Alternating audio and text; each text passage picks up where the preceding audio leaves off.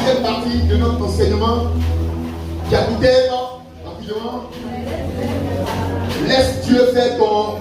Voilà les points que nous avons traités rapidement. On avait parlé de quoi? De l'ingratitude. Amen. On avait parlé de l'ingratitude et puis de la reconnaissance. On avait parlé de l'importance d'être reconnaissant à son bienfaiteur. On avait dit que nous devons avoir un langage différent de notre bienfaiteur. Quelqu'un qui a une fois fait du bien, c'est comme ton Dieu, c'est ce qu'on avait dit. On ne peut pas parler à son bienfaiteur comme on parle à une personne lambda. Alléluia. Ce matin, je voulais appuyer sur la vengeance. Vous devez noter, le but du diable, c'est de gâcher votre vie. Quand vous vous vengez, vous devenez semblable à la personne qui vous a fait ce même mal. Est-ce que je parle avec vous? Des deux,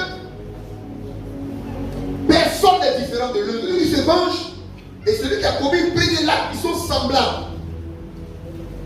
Celui qui se venge n'est pas mieux que celui qui a commis le crime. Les deux sont semblables et sont condamnables.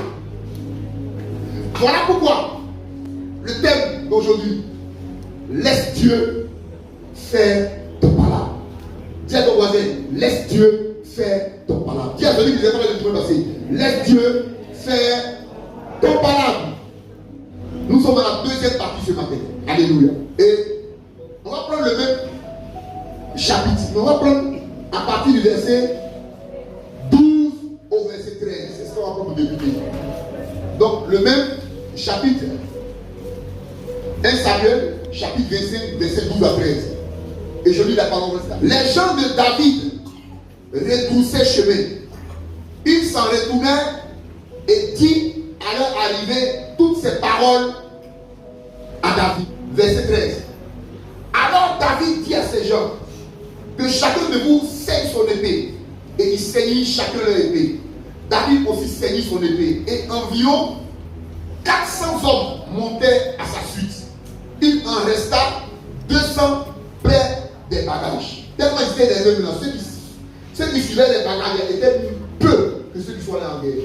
Mais il a pris 400 personnes pour aller tuer combien de personnes?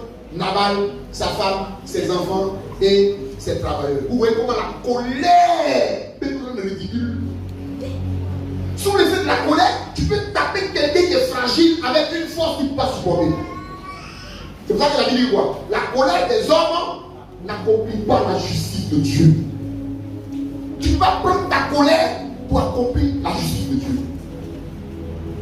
Et si je parle à l'âme de quelqu'un.